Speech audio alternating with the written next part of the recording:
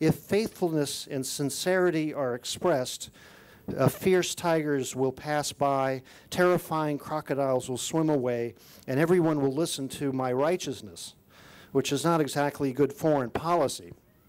But Emperor Kandi built this tomb outside of Hue. There's a whole series of them up the river, which are quite elaborate. And the Confucian ideal is if you preserve the memory of your ancestors, that will give fortune to the future.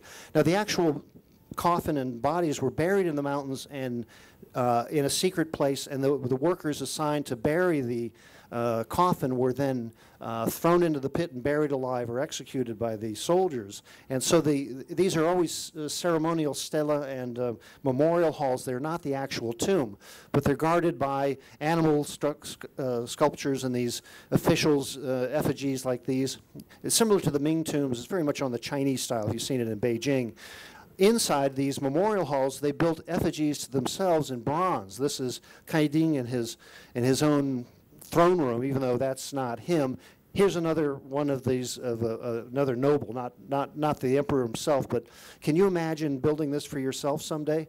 I myself, my tomb is, I'm going to put up an effigy of myself as a piñata and let my children have their way with me, but that's not the Vietnamese way. So here's the Emperor Tu Duc's memorial stela, and this is one that's in good condition. You can go visit. Inside it has a big stone tablet with a honorific sayings written in Chinese.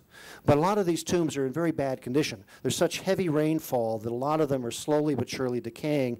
And now the Vietnamese government, which had kind of ignored these ancient relics, are trying to stabilize and fix them so that they don't just get covered by jungle and disappear over time. This is the heritage of the nation, this kind of the dragon symbol for the nation. And as I mentioned, the Communist Party and the leadership of Vietnam now has stepped right into the shoes of this ancient tradition as a Confucian dictatorship, essentially, though not necessarily one of literati. This is the tomb, again, of Tu Duc, and it has an artificial lake where there was a whole pavilion built for all of his wives to come mourn him when he was gone. And it must have been very competitive, who could cry the most for that guy.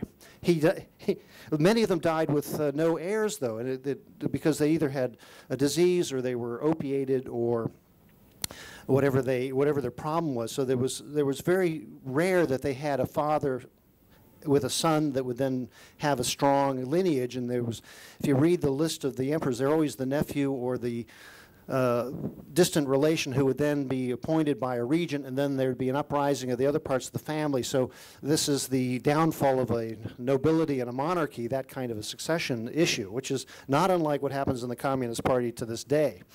Now in Hue, though, you still get some of the ceremonial pomp of the imperial court. People are dressing up proudly at the hotels and shows and things and sort of reliving this more glorious past than the current, let's say, socialist culture. So you can see in Hue some of the large traditional music ensembles. Now, this is out off of Vietnamese TV a few years ago, but the last time I was here, I took a picture of these performers playing what looks like a koto or guzheng in Chinese, but this woman is playing a uniquely Vietnamese instrument, which is probably originally from the Cham culture. It's a one-stringed fiddle that she has a little plectrum there, and then there's a string that goes off of the water buffalo shell down to here, and then that's just the resonator body inlaid in mother of pearl. But they play harmonics, and then they move this buffalo horn sort of like a wah-wah pedal, and it's meant to imitate the sound of somebody singing. So if you see this instrument, it's very rare and quite unique to particularly Hue.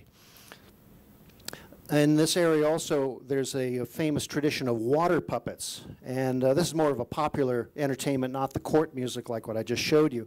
So there's a puppeteer in a pool with scrims, then a band, mostly bamboo, rhythmic instruments, and then they parade out on marionette style, but usually with sticks, not strings, and they reenact some of the tales of the history of Vietnam, and then they come out and bow in their bathing suits to everybody at the end of it. Now, this is such an unusual form of puppetry that it almost was extinct recently, but now the Vietnamese government has sponsored them to go on world tour, but it's a special culture in Hue.